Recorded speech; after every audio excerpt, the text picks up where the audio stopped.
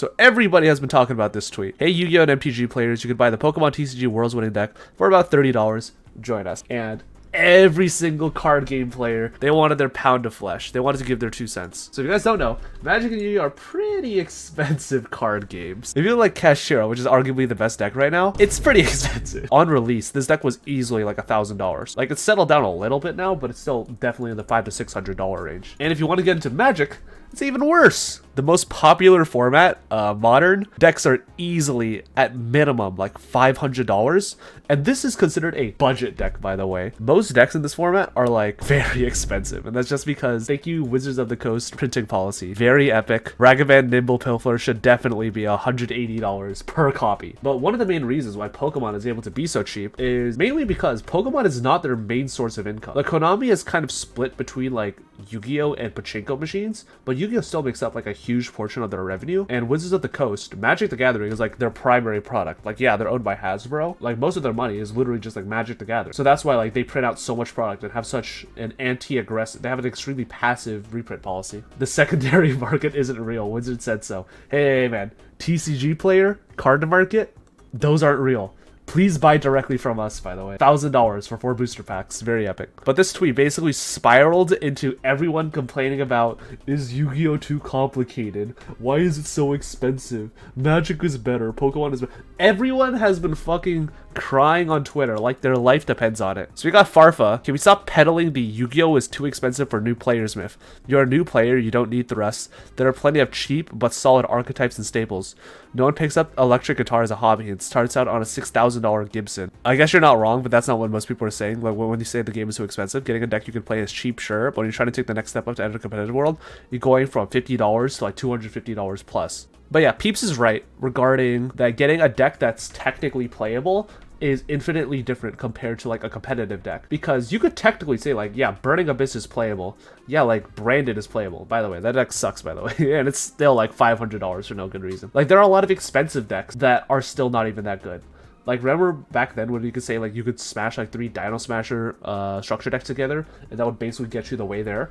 Like, now that just doesn't exist. Even a deck like Salamangreat costs about $300 to $400 if you want to build that from scratch, and that's why Master Duel exists. So here's one of like the main things that I'm not a huge fan of, and it's people saying like, oh, if you can't afford like the TCG, just go play Master Duel. And that's like a pretty unfair comparison to make, because one of these is a purely online experience, where another is something where you're forced to go out and play with. It's kind of like the difference between the Melee versus like Ultimate debate. Like, Melee, sure, you have like Slippy, but a lot of the reason why Melee is still so popular and its community is so tight is because Melee forces you to go out to like locals and associate with people like in person. Like, Yu-Gi-Oh! Is a game where, let's be real, 99% of us play this game because we want to hang out with our friends and act in a social setting for like a couple hours with people who share like a similar interest. Like, if people wanted to just play Yu-Gi-Oh!, like, they could just get that from Dueling Book or Master Duel.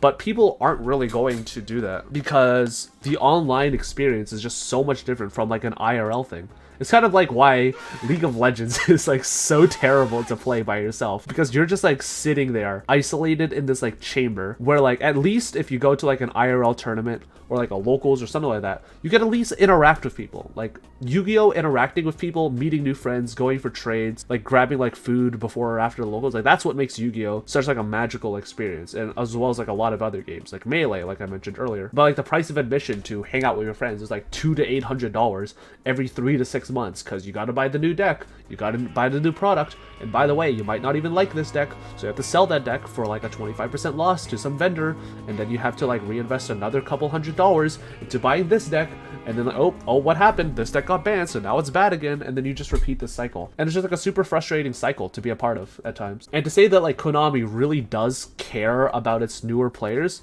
sure, you could kind of say that. Like, you guys saw the new Yu-Gi-Oh! Like trading manga that's like 56 pages that you have to like set up super specifically. Like, sure, like Konami's trying to make it way easier on players. But one of the big problems is that Yu-Gi-Oh! Is an extremely difficult card game that's just eclipsed everything because of how its mechanics have worked. Like, Yu-Gi-Oh! Is an extremely complex game, and like just the ease of access, both in terms of learning the game and having to put aside enough money for something that may not even be like a full-time hobby is something that's like really difficult to try and pitch to people as like an upfront cost, especially, you know, like kids or like broke college kids, which is like the main majority of like Yu-Gi-Oh's audience. I don't know, it's something you could build up over time, buy staples and core extra deck cards over the long term. To follow the guitar analogy, it's like buying amps and pedals. Using like the amps and pedals analogy, it's sort of like starting to learn how to cook. Like if you want to be like a home chef, you don't have to buy like a $600 set of shin knives. You could go to like a kitchen supply store and you could spend like $500 and you could get everything you'll need for the rest of your life. But that is all you'll ever need, and everything else is just marginal upgrades for you. In Yu-Gi-Oh, like sure, there are budget options, but those budget options is like trying to compare like an aluminum foil pan to like one that's made out of like solid stainless steel. Like yeah, technically one is cheaper, but the other one is so much better in terms of like quality and its lifespan, in terms of like how long is this card going to be good, relative to something like Dark Hole maybe being like slightly playable for like 3 minutes and you spent like $5 on a playset. That's like $5 that you just like punted down the drain. And even so with Yu-Gi-Oh, it's not like a buy once cry once scenario where you're just like, all right, I just bought my Kurikaras, like I'm gonna be set for life, I could use this in everything. In the same way you could be like, okay, I just spent like $200 on like a chef knife and like now we're chilling. Like no, because like in reality, that card isn't always going to be good for every single format. Like look at like Kurikara, where it's like had like a huge up and then it had a huge dip and now it's like back up again. And then you don't know if you should invest in it now or you have to get it later because some deck might abuse it in the future. There's just so many things with Yu-Gi-Oh that's a perpetual upkeep of costs, where even if you tell someone like, yeah, like sure, if you buy Ash Blossoms now, like you won't have to in the future. Even if you buy Ash Blossoms now, for 6 months, they're just going to be like a waste of money because maybe you're just not playing a deck that needs Ash Blossom, or maybe you're playing like a combo deck. Like maybe you're just not playing a deck that needs Ash Blossom, or maybe Ash Blossom is just like bad within the format. Like are you really going to try to tell like new players that like the Yu-Gi-Oh fucking stock market is something that's like easy and accessible for like the normal person to like wrap their head around and comprehend, as like I have to constantly be keeping up with market trends to even like afford to play this game at a semi-competitive level? Pokemon does that though. You can buy a starter deck and get it online 1-to-1. That's so good. Yeah, like Pokemon literally, again,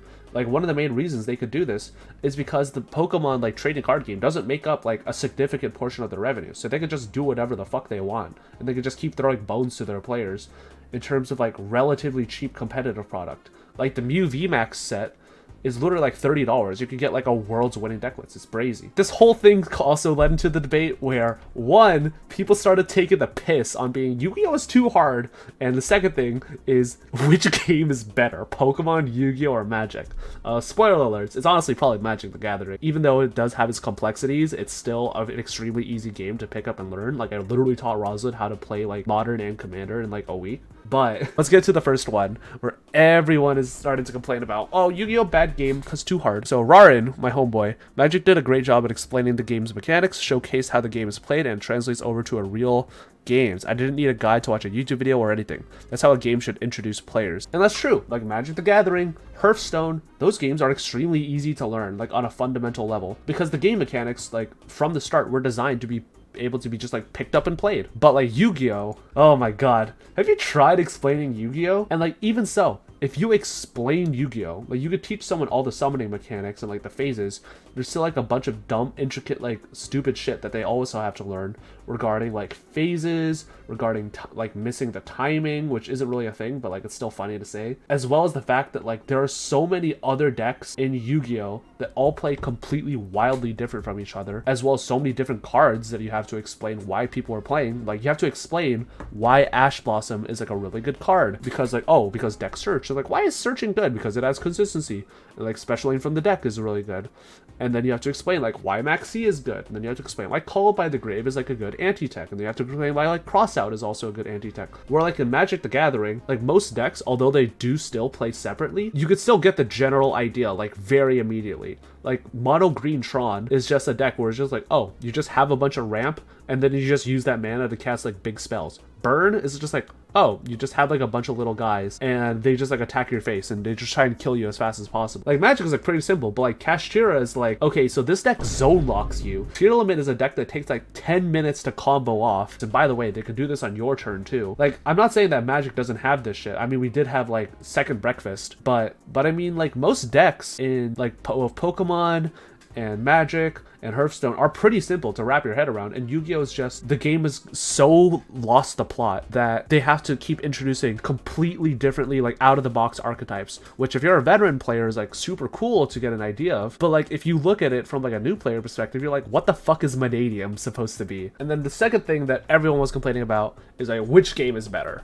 And like everyone was like, oh, like Pokemon's better because it's like more simple, and like, oh, there's like Turn Zero Eradicator in Yu-Gi-Oh. I don't think Yu-Gi-Oh is bad. It's my number one game for a reason. I just think the Pokemon TCG outclasses it in certain categories that I'd love to see Yu-Gi-Oh improve on. And that's basically like the number one thing that should be taken away from this. Like everyone should just like shut up about your stupid shitty little opinion and just understand that like, for the most part, these games do very specific things way better than others. These games, although they are trading card games, are wildly different in what they are trying to provide, and they do way better at certain things than other games do. Like Pokemon is very much an extremely simple game where it is just like player A, player B, player A, player B. It's sort of like rock, paper, scissors, or like tic-tac-toe and like that sort of scenario. And that appeals to like a lot of players because of the simplicity and like how easy and simple the game is. I think that's like a really good thing, as well as, you know, the ease of access in terms of cost and like learning the game. I think Magic the Gathering does a pretty good mid-ground where, although the game can be like 10 trillion fucking dollars to invest in, it does have a very good ease of access in terms of like learning the game, as well as an extremely high skill ceiling that doesn't get like too convoluted. And I think like Yu-Gi-Oh, although it also sucks dick and it also costs like $10 trillion, appeals to players who want a game that's like, heh, I'm not like the other kid. I watch Rick and Morty, bro. Like, I think Yu-Gi-Oh appeals to like people who want to be able to be like a hyper fast combo game that's extremely convoluted and it's like you're spinning like 50 different plates at once. And I think Yu-Gi-Oh does succeed in that. And do I think it's like new player accessible? No, but I do think that it is a great game for people who are able to get extremely hyper fixated on something and are willing to dedicate the time and money to get good at a game, which once you do actually put in like the dozens of hours to learn this game at a baseline level, actually does open up like a lot of doors. I like the idea of playing Yu-Gi-Oh more than actually playing it. Yeah, I relate to that a lot. Anyways, that's my 2 cents on the Yu-Gi-Oh discussion. Let me know what you guys think. And yeah, that's gonna be it for this time.